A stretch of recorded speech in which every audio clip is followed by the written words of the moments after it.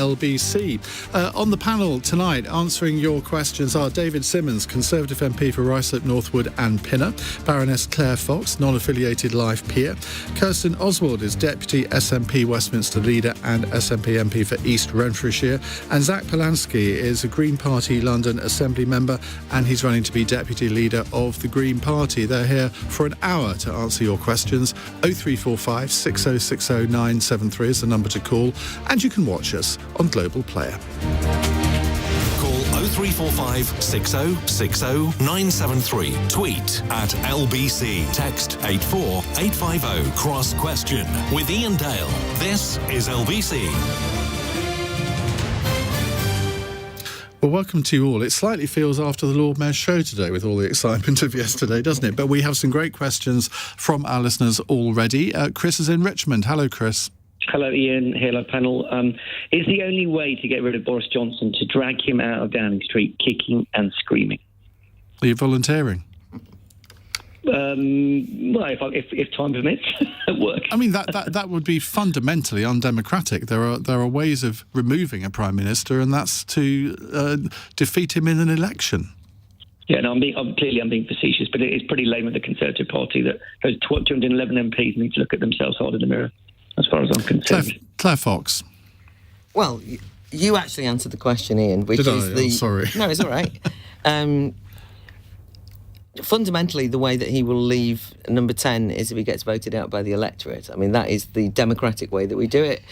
There was an attempt at removing him through a legitimate process, which we've just had, and he won. And you can say it's not very convincing as a win, but it's a win. And although you can say, well, what would force him to go? I think that from my point of view, he isn't just the problem. You know, there can be problems that you can criticise the Conservative government for, and God knows I've got plenty of those. But I think that there's a danger that we've focused on him as the major problem. I would like to see the government do a huge range of things in order to win back any kind of electoral support. I'm not convinced by the other political parties that are opposing him, so I've got no dog in the race, as it were. But I do worry about withholding, that kind of loser's consent is important to me.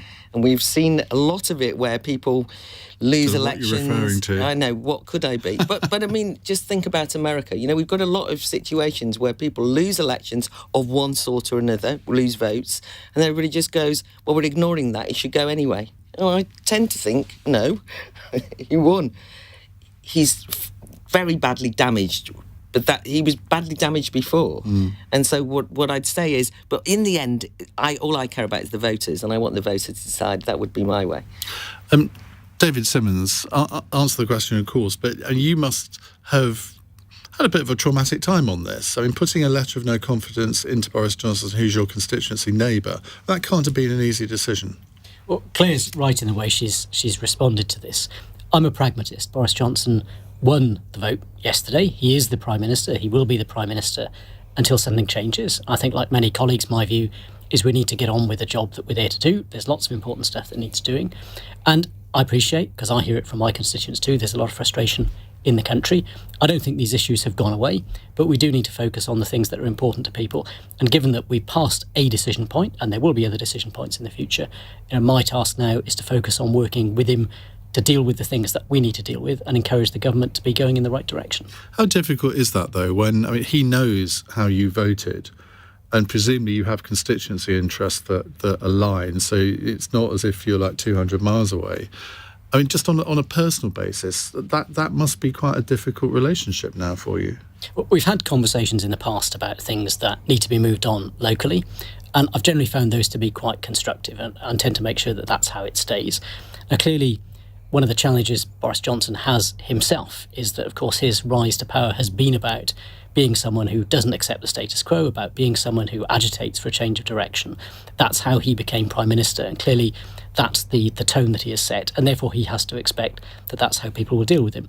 But as I say, I'm a pragmatist about it. I think, like my colleague Bob Seeley from the Isle of Wight described today, there's a lot that needs doing. We can't put those things aside whilst we argue about internal leadership issues. Those things are important, but my constituents expect a new hospital to get built. They expect the work to be done on education. They're concerned about the state of the economy. I will do whatever is necessary to make progress on those things. Going back to Chris's question, he says, is there any way to get rid of Boris Johnson bar physically dragging him out of Downing Street? Well, obviously the last bit, as he said, is being facetious. But do you think that this vote is the end of the matter? Or do you think that given there's these 2 by-elections coming up, given there's the Standards and Privileges Committee report, probably not till October, that there will be other opportunities to do that, but there would have to be rule changes by the 1922 committee, wouldn't there? So I don't see those things really as opportunities. I think it's been clear that all Conservative members of Parliament had to make a decision yesterday about where they stood on the issues that were before us. And we all know that the Standards and Privileges Committee will produce a report, which probably will come sometime in a few months' time. We know that there are some by-elections coming up, which are politically important because they give a signal about how the voters in the wider country are feeling. And some colleagues will say, let's wait and see what those things tell us. I took the view, based on what I was hearing from my constituents, that wider world, that it was time for me to stand up and be counted. But I'm very clear, we need to get on with the job that we're here for. And we'll see how things develop in that regard. And I wouldn't wish to be distracted by what is essentially a leadership issue when there is other work that can still be got on with. Kirsten Oswald, I mean, you must look at this from the SNP vantage point with some interest. Interest is one way to put it, I suppose. It's certainly been an interesting few days. I actually think it's deeply depressing. I think that if Boris Johnson had an ounce of integrity, he wouldn't be needing folk to phone into radio shows and ask if he was going to need to be dragged out of his office. He would have left. He would have gone long ago. There's no other Prime Minister I can think of who would have allowed this pantomime surrounding him to continue while he clung on to office for what seemed to me to be very selfish personal reasons.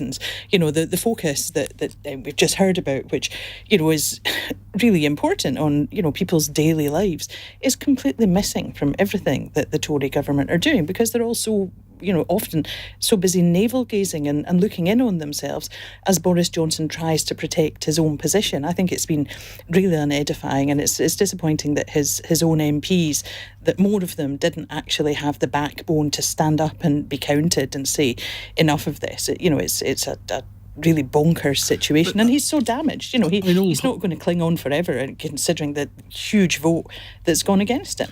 All parties indulge in navel-gazing to one extent or another when they change leaders. I mean, your party leader was, I mean, I don't know whether you could say this was navel-gazing particularly, but all that inquiry with all the Alex Salmond stuff where she had to give evidence, I mean, that was a bit of navel-gazing for the SNP as well, wasn't it? I'm not necessarily comparing the two things. I don't think so at all. And, you know, I think that these are such wildly different situations. Boris Johnson has gone from day to day, and, you know, sometimes it feels like it's hour to hour, thinking only of what is the best thing for Boris Johnson next, what will keep him in his position. And, you know, I think that the MPs who are propping him up really should have a serious think. The Scottish Conservatives, I think, have certainly not covered themselves in glory here.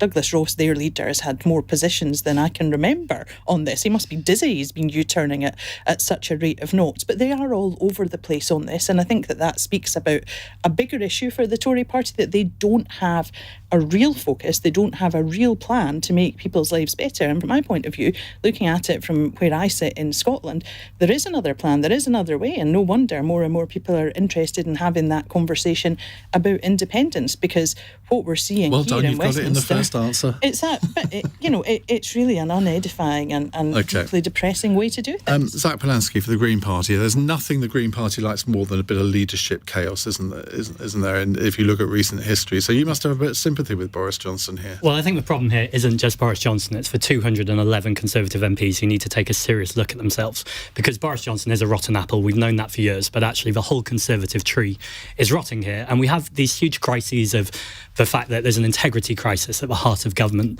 They don't have any answers. They don't even care. They're in it for themselves, and they're not even bothered that we know that. All 211. Well, and also I think David has things to answer here, so I would applaud David for putting a vote of no confidence in. I genuinely say that. But actually, I don't think you can then just wash your hands of this and say it's pragmatic to move on, because your government are still offshoring refugees to Rwanda. They're still not answered to the crony PPE contracts to some of their donors. There's all kind of things that they're being accused of that I think you're a Conservative MP that Admittedly, you're not in the cabinet, but that still comes with a massive amount of responsibility to those constituents who represented you. And I think, frankly, any Conservative MP, especially one who no longer has confidence in Boris Johnson, should be considering their position. And actually, you should be, one, trying to get the rules changed so you can get rid of him. And second, if that's not possible, then I think pragmatically you have to take more action, because the whole country is being held to ransom right now. And I think people are crying out for more leadership. And Kirsten mentioned the SNP and independents. And of course, as the Green Party, I would say that we got more councillors elected than ever at the last election, and I'm hoping we'll get more MPs, because I think people are looking for a different kind of politics, and that's a politics the Green Party offers. You still have a fraction of the number of councillors that the other parties have. So we got the biggest vote share increase, so absolutely we still have a long way to go.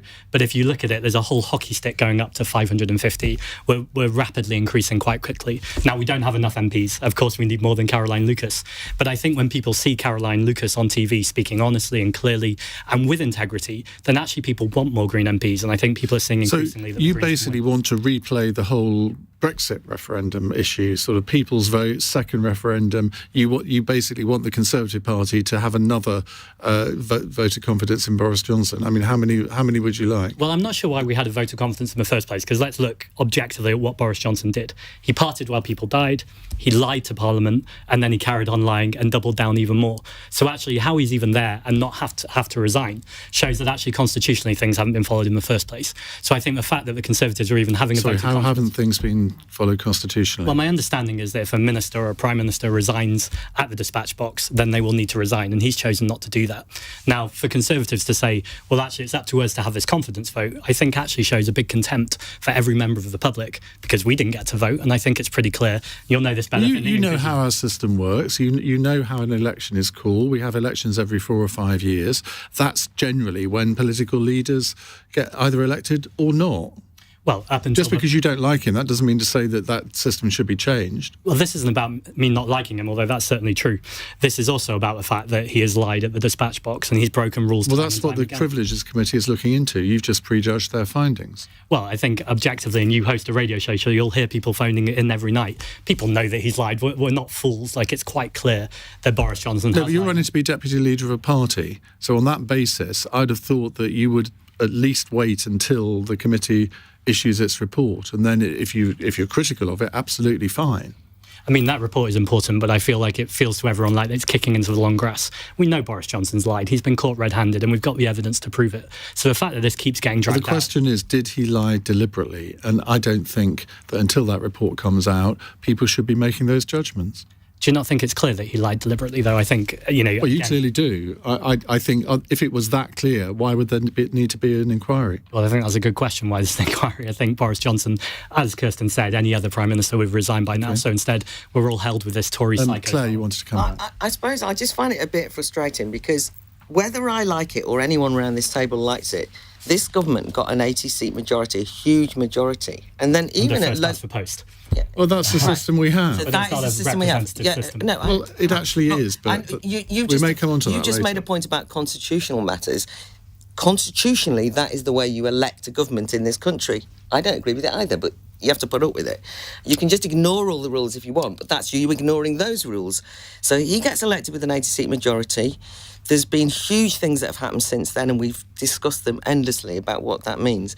But where I get anxious is that then, you know, the argument there was in the local council elections, which was a recent election, the Tories didn't do as badly as they could have done. It wasn't that decisive. I mean, that was a pretty low bar. You did quite well, yeah. But look, and what I was going to say was, and then if you're going to end up in a situation where you say, well, the leadership means, and problems with the leadership means that you've got to discount all of the fact that the Conservative government got in. You mentioned offshoring to Rwanda. That's a policy you disagree with. It's one I disagree with as well. But that's the basis on which they were elected, those kind of things. There's been, as you will know, a very toxic atmosphere around the leadership of the Green Party, right?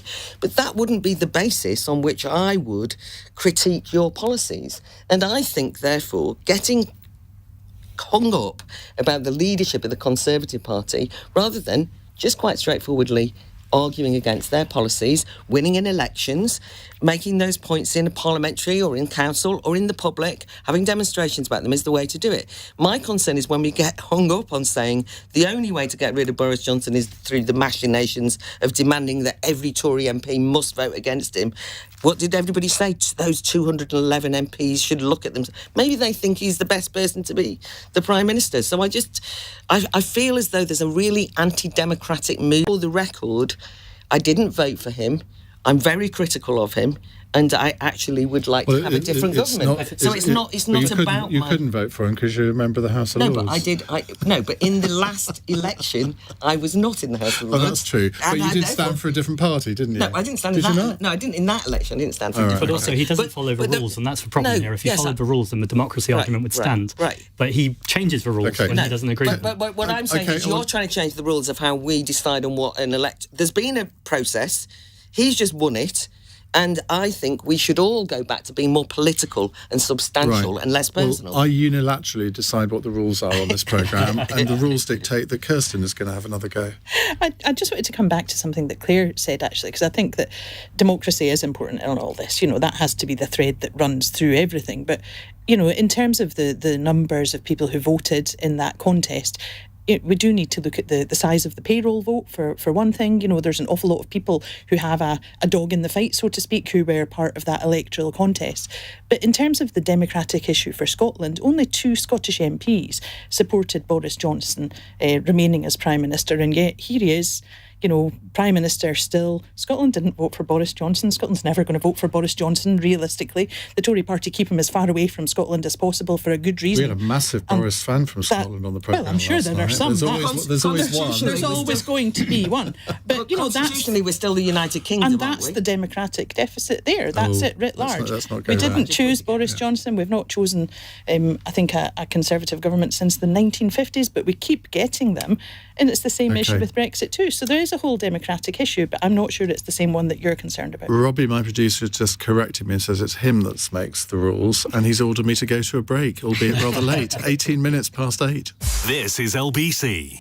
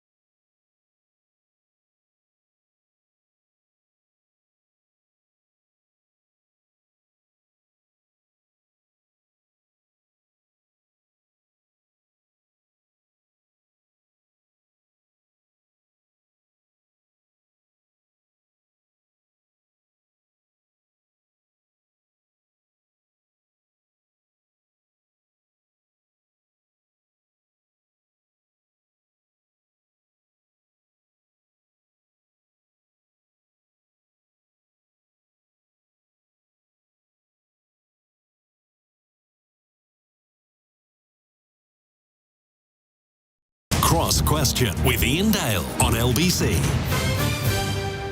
21 minutes past 8 on LBC. Let me reintroduce you to my panel. David Simmonds, Conservative MP for Ruislip, Northwood and Pinner, Baroness Claire Fox, Kirsten Oswald from the SNP, and Zack Polanski, who's running to be the Deputy Leader of the Green Party. Why? Quite simply, I think we want more Green MPs, and that's something that we absolutely need to be really pushing forward with. And I think one way we can do that is through a media breakthrough, making sure we've got people on radio and TV, so thanks for having me on today, who can speak clearly and honestly about the issues that we need. I think a lot of these crises are overlapping, whether it's the climate crisis or the cost of living or the integrity crisis we were just talking about. And I think these crises overlapping means that the pressure on some people is reaching breaking point. And I think the Green Party do have answers, and we do care. And how does it work? Because obviously the leadership, there's the two co-leaders. Does that happen with the deputy? No, there's just one deputy leader. So Sometimes there's two deputy leaders and one leader, and sometimes there's two co-leaders and a deputy leader. It's all very confusing for a simple person like me. It is, but I think it's important for democracy, actually, that we do things differently and we demonstrate that we're happy to do politics differently. Right, let's take another question. It's Harry in Bristol. Hello, Harry. Hi, Ian. Hi, what would you like to ask?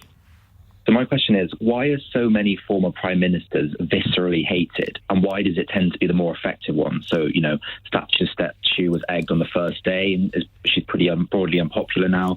Tony Blair is despised by so many, and Cameron has basically gone into hiding. Meanwhile, the less effective prime ministers of the same era, so Brown, May and Major, now poll as the most popular. What does that say about our politics, and is it unhealthy? That's a really interesting thing. I must admit I'd never thought of it that way, but you are broadly right, aren't you? David Simmonds, have you got an answer for that? Well, it is true. I think prime ministers who are very controversial in their time in office because they do things, and we know Tony Blair, for example, the Iraq War is something that stayed with him as a legacy. Margaret Thatcher, the transformation in the economy, didn't take everybody along with it, so people saw that. But I think also on the other side of it, we need to look at what the numbers tell us. Now, it's always interesting to note that John Major's Conservative government of 1992 secured its majority of 20 with more votes by a margin than Tony Blair's landslide of 1997, because a lot of voters just stayed at home. So the way people feel about it, the way people engage with politics varies quite a lot. And I think the point you made about things like first past the post, is it the best system, is it not? I've worked across Europe for a long time with politicians of other countries. All these systems have strengths and weaknesses. First past the post means it's easy for the voters to decide who they want to be the government. Proportional representation means it's the politicians who decide amongst themselves who the government's going to be. And the question, I think, is, does it matter to you most that people have a direct say about who the leaders are going to be? Or is it more important that people are represented, but the politicians can choose to get together and exclude those that they don't agree with? It's up to people to make the case for how they think the system should work. Kirsten. I think that's a slightly interesting diversion that David's taken us down, and I think that actually being on a panel where people are talking about the different systems of voting, whether there might be a better way than first past the post, is quite refreshing. That there are better ways. We do have a question on that later. I don't know if we'll come to it. I'll look forward maybe to discussing that more. But I think it's a conversation worth having, and the system at Holyrood, the Scottish Parliament is elected by. I think that that's different. Again, it's worth looking at and, considering whether, that might be more a representative way of doing things. But, in terms of the question that Harry has phoned in with, I might take issue with his language, and I'm sure he'll forgive me for that when, he describes people like Margaret Thatcher as effective, because I think that would not be the word that I would use to describe her. I think it's an interesting... Well, she wasn't ineffective, was she?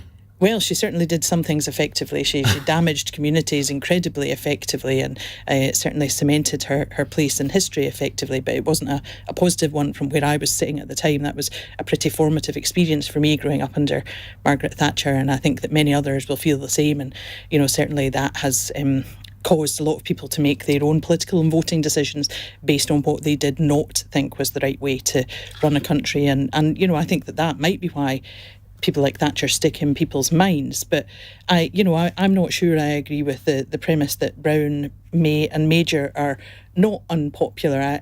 I guess maybe that's more of a political point that, people who might have agreed with that political party anyway might be more predisposed to think positively of them. I'm not going to be voting for either of these parties, so, I'm not going to be, thinking positively about any of them. Taking your SNP hat off, if you can do for a moment, John Major, when he says something now, people do take notice of it. I think not just Conservatives, but I think more widely than that. Similarly, there are very few MPs in the House of Commons, I'm sure David would agree with this, that people actually rush in to hear them speak. And Theresa May is one of them. And Gordon Brown, when he says something, the country does tend to listen, possibly more than when Tony Blair says something.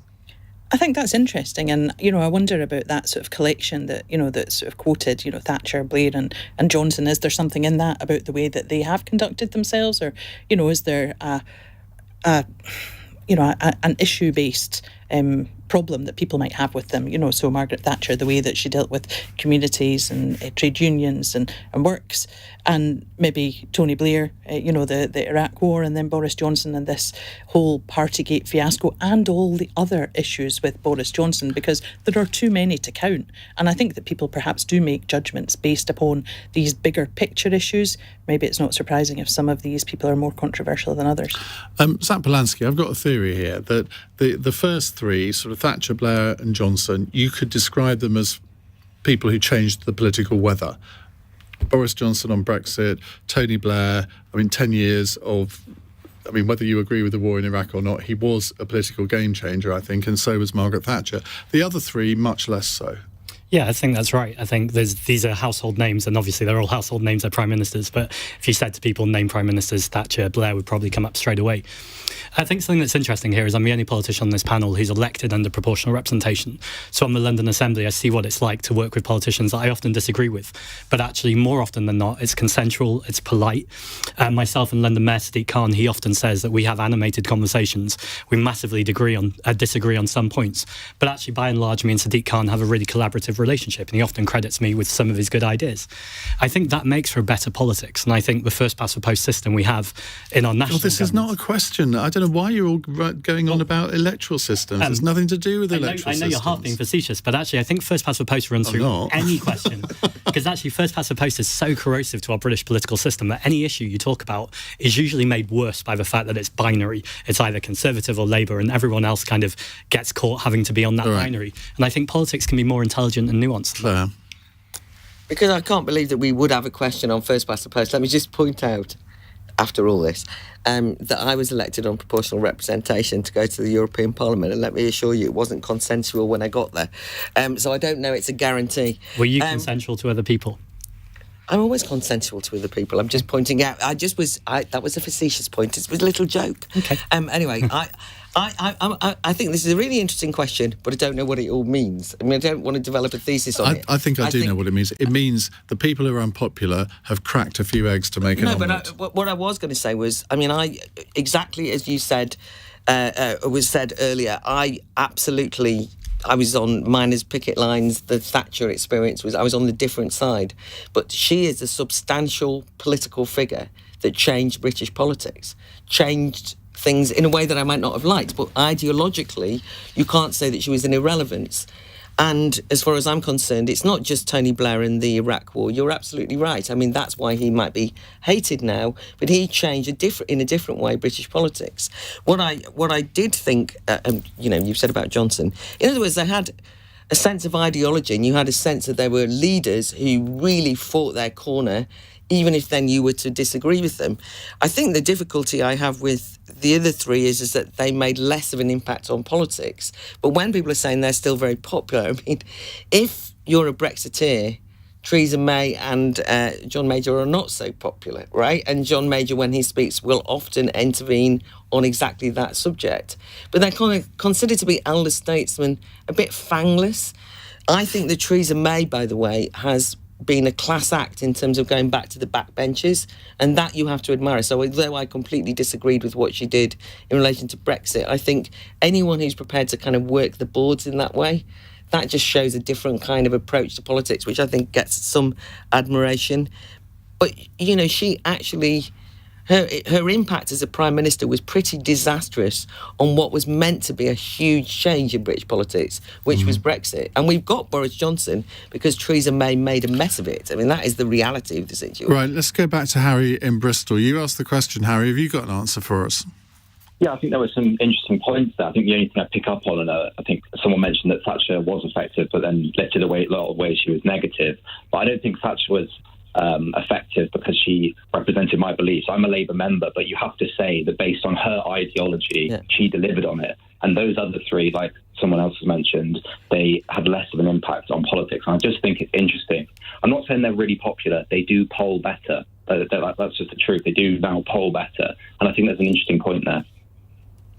Really good question. I love questions like that. Harry, thank you very much indeed. We'll take more of your calls in a moment. 0345 6060 973. It's 8:32. News headlines on LBC with Andy Ivey. The Transport Secretary says the RMT union's decision to call 3 days of rail strikes is very disappointing and could damage the network. Grant Shapps says he's working with the industry to reduce disruption, but is urging unions to come to talks with employers. The walkouts will be on June the 21st, 23rd and 25th. Boris Johnson has called on his ministers to come forward with ways to cut costs as he tries to move on with the government's agenda following last night's confidence vote. He told the Cabinet today the government will deliver tax cuts to help with economic growth, though no specific plans were set out. The European Union has agreed new rules which will mean all smartphones sold there will have to have the same charging slot. The move is aimed at reducing electronic waste by removing the need to buy a new charger with a new device. LBC weather: rain in the southwest, moving northeastwards overnight. Tomorrow, the rain continues to cross the country, becoming slow-moving in Scotland. Sunny spells and showers to follow. Highs of 22 degrees. This is LBC.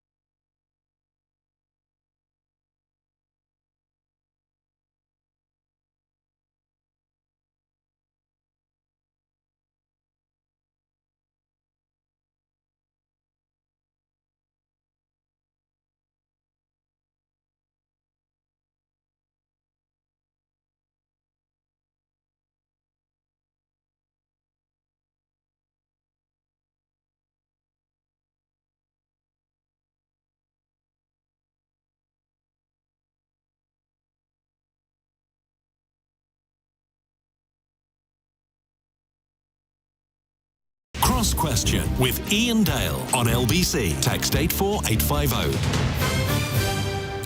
It's 8:36. We have David Simmonds, Conservative MP, on the panel, Baroness Claire Fox, Kirsten Oswald, Deputy SNP Westminster Leader, and Zack Polanski, aspirant Deputy Leader of the Green Party. Who are you up against? Anyone I know? And no one's announced yet. So you could be a contest so far. Oh, well. When's the deadline? July 31st, so a little while for people to jump in. Quite a long time, but you're a bit of an early adopter then, aren't you? June 31st, sorry. Right. There isn't a June 31st. June 30th. Right, let's go to our next question. It's David in Victoria. The long-awaited question on voting reform, David. That's the one. Good evening. I just think it's such a waste of time. We have elections for everything, and then we discuss the result endlessly. It's just such a futile, pointless waste of time. We need a system. I wouldn't have a programme. Exactly. But people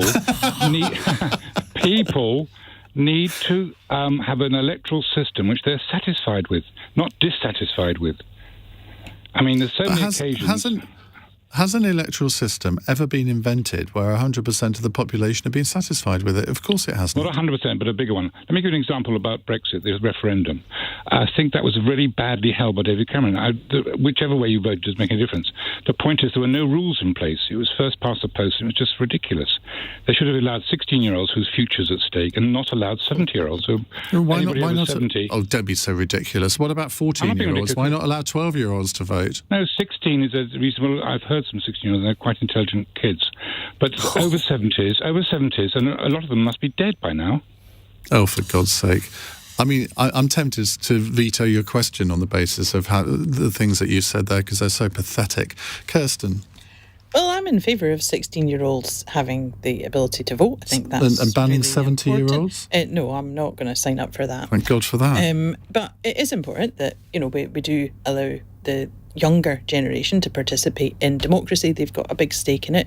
I think that the notion that there is a bit of a democratic deficit in terms of the first past the post system, that's not an unreasonable thing to say. I think that there are so many different systems which give a more representative outcome, and I don't think we should be scared to say that or scared to look at it. I mentioned the system in the Scottish Parliament earlier. That's not the only system that is out there in terms of how you might come to a more representative way of doing things. But I do think that notion that you can have a parliament which is set up not to be so combative, and Zack mentioned that earlier, is quite a powerful one. People get really fed up, and quite understandably, of the Punch and Judy politics of Westminster. It's a bit like a pantomime. Have you not seen the debates in the Scottish Parliament? I have indeed. And they're just as combative as the one in the Westminster Parliament. I'm not sure that's entirely true. And I think if you Nicola look at Sturgeon gets going, she can suck it out with the rest of them. Well, she's a very, very able politician. She is, I'm certainly not going to argue with that.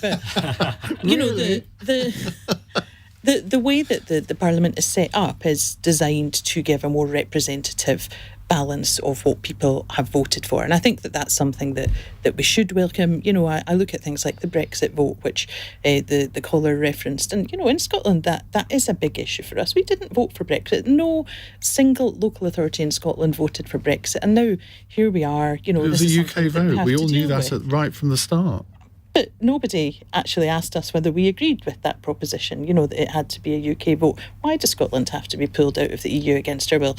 It's not fair, it's not right. There are lots of democratic questions, I think, in this whole point about voting systems, and I do think it's a conversation worth having. It is true, David Simmonds, that had there been PR, there wouldn't have been a Brexit referendum, would there? Quite likely not. I think it's another example of where what we get the most benefit from is having a stable and clear system. And there's always a risk that anybody who then proposes tinkering with the rules is perceived to be doing that for their own advantage. But I think there's two things that I think are really, really important about this. One, if you look at the votes and the business of the House of Commons, almost everything is done by cross-party agreement. Almost everything. It's only a very small minority of things that result in votes and the bitterness and the rancour and the drama that tends to cut through. And most constituents of mine, most people in the country, don't spend anything like as much time thinking about politics as we all do as politicians and journalists are interested in it. And I think there is a huge benefit in a system where people can say, if I want to change, I know that this is how I cast my vote. And if I want things to stay the same, then I know that's how I'm going to cast my vote, rather than engaging, as we'd like to think would happen, but in less than certainly of other European countries that have different systems, is that this is not the case. That, for example, you get a much higher level of public engagement by using different systems. Actually, all of the systems produce very similar outcomes in a very similar way. Claire Fox. I'm going to avoid rising to the challenge on the Brexit question, because we've, discussed it for a long time over the years. But I did want to just note that allowing a kind of despicable bigotry against over 17-year-olds, you wouldn't do it against any other group in society without calling it bigotry, and that's what it is. So that's my view. And that's why David won't be getting a right of reply. No, exactly. But I just, I know we had a lot of it post 2016, as it happens. Actually, though, on first past the post or proportional representation, I think one of the reasons why this issue is actually getting more airtime, not just on your programme, but in general, and I've heard a lot more people talking about it, is because people feel frustrated that Parliament is unrepresentative. There's no doubt about that. And they don't know whether it's the voting system that does that. Now, I think it's because the political parties are basically falling apart at the seams. I mean, the Labour Party doesn't represent labouring people anymore and working people, and we that's very clear. The Conservative Party seems to me is split in two between a kind of blue collar, it's almost like the old Labour Party, half of it, and another crowd that, are kind of the more patrician. There's no one who represents freedom. It's very hard to make breakthroughs, as the Greens noticed, but those breakdowns that people did a few years ago where they looked at what UKIP would have got and what the Greens would have got if you'd have had PR. It was enormous numbers of MPs. So that meant that millions and millions of people felt disenfranchised. And I do think that is a problem for us. I mean, whether we like it or not. And then when the French elections recently, I was thinking about the two main, the equivalent of the Conservative Party and the equivalent of the Labour Party in France no longer exist.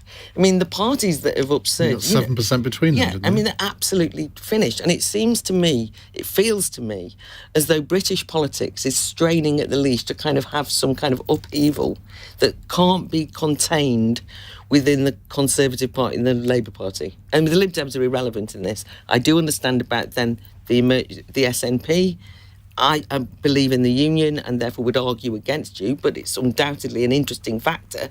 And the Greens are on the rise, right? Whether they're going to make it in Parliament. But I don't want to say I'm completely opposed to so much of what environmentalism stands for, but I don't want to keep them out of being represented in Parliament through a voting system. Do you see what I mean? I feel in that sense. Zack? I think the Green Party are on the rise. I think that's really clear, and it's going to be difficult to break through because of a first-past-the-post voting system. However, I think we're increasingly showing at a local level that can be done. We need to do it at a national level. To the question, though, I think when you talk to anyone about politics, they used to rarely talk about proportional representation. They thought it was a bit kind of policy wonkish and not something that normal people talk about. But actually that really is changing, and people are starting to mention it. I think what people do talk about, though, all the time is the feeling of politics not representing them, a feeling like they're not being listened to, the feeling that everything's broken and no one's quite saying the right things or doing the right things.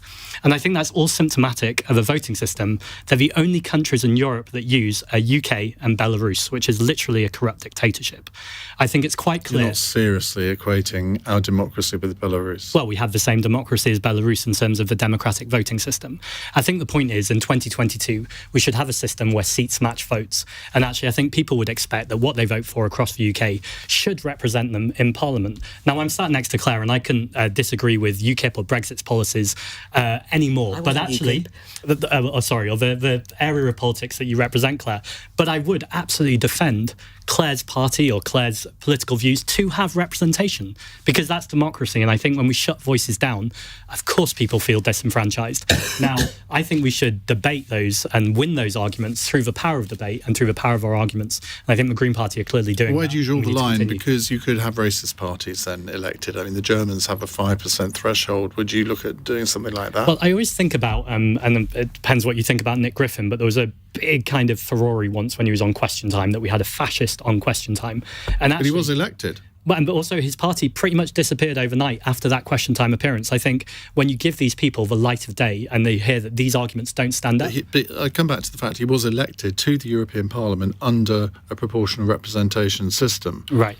but you'd be quite happy for people like him to be in our national parliament. I mean, I'd be absolutely devastated for people like him to be in our national parliament, but if that's what democracy dictates, then we've got to get better at our arguments. Okay. David, you wanted to come back? I just think the most important thing about this whole debate is to remember it isn't about us. We're all politicians of one kind or another. 3 of us sit in parliament in one bit of it or another. But all of our focus as a country should be on what is in the national interest and the interest of the people.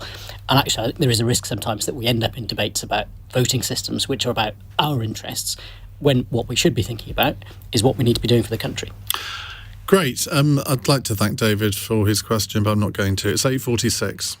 LBC. Nick Ferrari at breakfast. A hollow victory, it has to be said, for the Prime Minister. 148 Conservative MPs going against him. Deputy Prime Minister and Justice Secretary Dominic Raab. The PM won the vote yesterday with 59% by 63 votes. That's actually a bigger share than he won the leadership by. Will Walden, who served as Communications Director for Boris Johnson. I think the big problem for Boris is that he is no longer in control of this situation. His future is now in the hands of others. It's in the hands of the voters with these by-elections upcoming. And I think it's in the hands of his cabinet colleagues and those around him. Nick Ferrari at breakfast. Back tomorrow morning from 7. Listen on your radio and on Global Player. LBC. There's no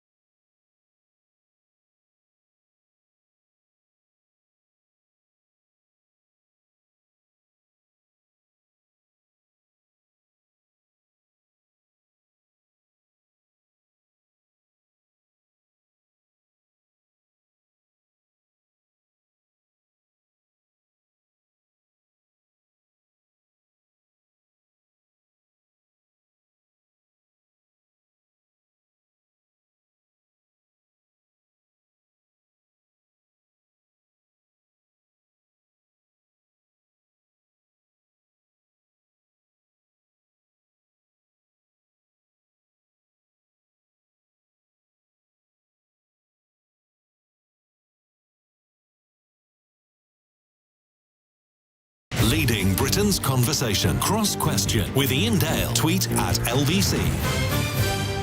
It's 10 to 9. David Simmonds, Claire Fox, Kirsten, Oswald and Zack Polanski with us taking your calls. Claire's in Edgware. Hello, Claire. Good evening, Ian and panel. Should all MPs support Tobias Ellwood's courageous and honest stand and admit we need to go back into the single market to stem the unrelenting ravages and no benefits of Brexit? Who should we start? Let's start with you, Claire Fox, on this one. Tobias Ellwood has demonstrated that there is still a section of the establishment, both in the Conservatives and in fact this was backed up by Keir Starmer in Labour, that have consistently said that the electorate got it wrong in 2016. They are determined that, despite the fact it's a long time since then and supposedly we have accepted that vote, that they just won't ever accept it. And that in spite of and in the face of what people voted for, that some people believe that the European Union and having a relationship that's some kind of a formal relationship with it, even in this instance in a market form, is the way to overturn that decision. But Daniel Hannan said in 2015 there was no question that we would leave the single market. I think Nigel Farage said something vaguely similar as well. Yeah. Well, that might be true, but that's not what we voted for. I mean, as it happens, I would have argued with Daniel Hannan then, and I've always argued with Nigel Farage over a whole range of things, so that's neither here nor there. We didn't vote in any way to be connected with the European Union. Now, the reason I'm saying this is because one of the things that strikes me when we have the conversation earlier about Boris Johnson is dishonourable, one rule for them, one rule for us, people kind of talking in double standards and all of these things we talked about earlier. The place where we saw that most, I think, was post-2016, where there was almost a coup against a democratic decision. And the idea that Tobias Ellwood can basically say, well, I've considered it and I've decided I know what's in the best interest. And you will know that the single market, the whole point of this is that you would then reintroduce freedom of movement. There'd be all sorts of ties and ways which you would be involved with the European Union. It's not the break that we've already had now. The question was posed as, the disaster that is Brexit. It is the case that part of what Brexit was doing was removing one barrier to democratic accountability and revealing where our politicians need to be held to account. And I say this with great irony because I'm unelected. I'm in a House of Lords that's unelected. I get all that, right? I actually think the House of Lords should be abolished because I do think it's undemocratic. I think that what people should now do... Why would you agree to go into it then? Because it's perfectly reasonable for people to call me a hypocrite. I made a pragmatic decision to use it as a platform, and I try and work very hard while I'm there to talk politics and to raise issues of free speech and try and raise issues that I believe to be important. But I do think it should be abolished, and I've said that consistently. But the reason I'm saying it is because it feels so grubby and seedy that people in the establishment continue to basically believe that they can overturn that 2016 referendum result. And that's why, still, despite all of Boris's sins, so many of the electorate in red wall areas who move from Labour to vote for the Tories stick with Boris Johnson because they're terrified that he's going to be that will be overturned, not that Boris will be overturned. I mean, I don't know what to make of some of that, Claire. The House of Lords point particularly, I agree with you, it's democratically wrong in every way. The House of Lords shouldn't exist. But the SNP doesn't nominate peers. We don't nominate peers because we don't believe that it's an appropriate way of running anything. And, how could we possibly send people there when we don't believe that it's dememocratically proper? So, that I guess that's one thing. But I did think... She's got principles, Claire. And that's what I said. I'm happy to stand on this. I don't care how history judges me. You make judgment calls. You make judgment calls about where you can have an effect in politics. And that absolutely is entirely your choice. But I think that the questioner obviously had a particular viewpoint, didn't she, when she was talking about Brexit, the unrelenting ravages and damage. And do you know what? I'm not a million miles away from what she said, I have to say. We heard all this flannel from the Tory party, particularly, from the Vote Leave campaign, get Brexit done. And then we had, this oven-ready Brexit. What a load of rubbish. It's been an unmitigated disaster from where I'm sitting. A real act of self-harm. It's got the UK looking in on itself rather than looking out to the world. And I cannot wait until we have an independent Scotland as part of the EU and are able to be that open, outward-looking country, because I think that this has been a really bad thing for the UK. I've already said that it's not what Scotland voted for. There was no single local authority area that wanted this, and yet we have been dragged out of the EU against our will. And that's anti-democratic when we're talking about democracy. This is something that is harming our communities, it's harming our economy, it's making people's lives more difficult, and it's making us a smaller, more inward-looking place. So I'm certainly as wedded to the EU as I ever was, and I think that across Scotland, the percentage of people who feel that way has gone up rather than down. David? I take the view, my constituents voted to remain in the EU. I voted to remain in the EU. I voted for the Brexit legislation in Parliament because I think we'd reached a point where it was clear after years of debate that it was becoming a big problem that we didn't have a decision. I'm not sure it would be constructive to start to reopen all that debate now. But that's not, I think, to leave aside the important points which Kirsten has made and others make about this. We need to recognise that the UK is a massively centralised state by comparison with the rest of Europe. And a lot of the frustrations that were expressed by people were about a lack of control through politics over their lives. And we need to fix that. And I think there's a period now where those who have argued that Brexit is this opportunity need to demonstrate that that's working in practice so that my constituents can look at it and say, right, whether I agreed with it or not at the beginning, I can see that this is delivering benefits that I want to see. Zack? The problem with that is that Brexit never had any real benefits or opportunities, and actually it has been an unmitigated disaster. And those of us who were against it were told it was Project Fear, but we only need to look at Northern Ireland, and the mess is there to show that there were never answers to these solutions, and Boris Johnson and his ilk were in that very common practice of telling metaphors or distracting us from the real issues. And the fact is there was never a route through this. And I actually spoke at a European conference last month, and I felt on a personal level the need to apologise to the audience about the standing that the UK has on the international stage and what we look like to other countries in the way that we've treated them and in the way that we talk about them. And I want to offer some hope here because otherwise it's just a very grim answer. I think hopefully over time people will realise how important it is to have that international solidarity, how important it is to have allies and our neighbours, and not just kind of in warm words, but actually in practical legislative practice. I think that's why we need to be in the customs union, for instance. With veterinary checks at the Northern Ireland border, I think that would be a route forward here.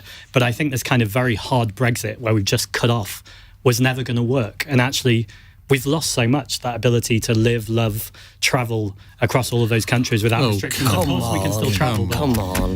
There are restrictions now, and our Europeans see us differently. Our European friends see us differently. And I think that's just deeply sad. And the biggest thing is it was all so unnecessary. It just didn't need to happen. It needed to happen because there was a referendum and the British people voted for it. The other thing is that the idea that people voted for a little Englander, inward-looking, anti-international, xenophobic outlook is a myth, and it's precise. It's not what we've got. It's not. It's precisely that myth and that view of one's fellow citizens as being small-minded and, anti-international that is one of the reasons why, actually, Leavers become infuriated at the smears. Do you think other countries don't see us as Little England? Can I just ask you that, Claire? Do other countries see us as Little England now? Have we diminished ourselves on the world stage? The world stage is a big world that goes beyond the EU. Within the EU, we've seen unsavoury protectionism against countries within the EU and outside of the EU. International solidarity has happened despite the fact we've left the European Union, and that might be Ukraine, but it might be India. How do you think India ever saw it, that they were actually treated with less equality than people who lived within the EU? In terms, we could have supported links with India without having to leave the EU. And I'm suggesting that we can and do have an international relationship with international countries, despite the fact we've left the EU. The fact you think that internationalism is the European Union is so narrow-minded. No. We're going to finish off with... We've run out of time, but we are going to finish off with a final text from Jane in Cambridge, who says, children and teachers have been stranded abroad as school starts after flights were cancelled. Which country would you like to be stuck in? One-word answers, please. David? My favourite country, I'm a citizen of, is Ireland. Oh, you're an Irish citizen. Kirsten? Can I cheat a wee bit? No. I bypassed Orkney to visit Shetland a while ago, and I would quite like to go back there. So I know it's not a different country, but I would quite like to cheat and say I wouldn't mind being stranded there because I really regret not being able to stop off. Okay, Claire? Oh, I don't know. I actually think I'd like to go to Poland. I'd like to go to Poland because I think they've shown enormous solidarity to Ukraine. It's not in the EU, and somehow manage to be internationalist, and I just don't want us to imagine that we couldn't have an international outlook. Wherever we're stranded. I'm running to be the deputy leader of Green Party of England and Wales, so I'll let you guess where I want to be. But without tourism, with proportional representation, I'll take that. So which country? England and Wales.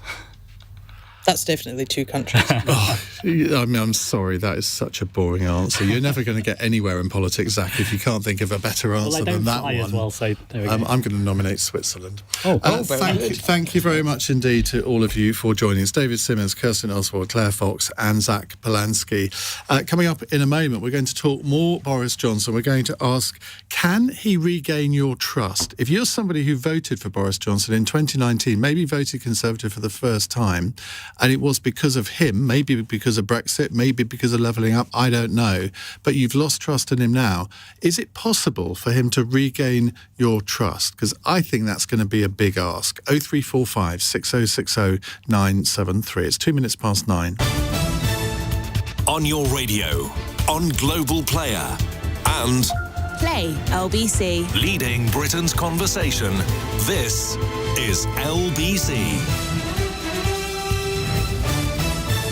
From Global's newsroom, what the RMT union claims will be the biggest strike on the railways since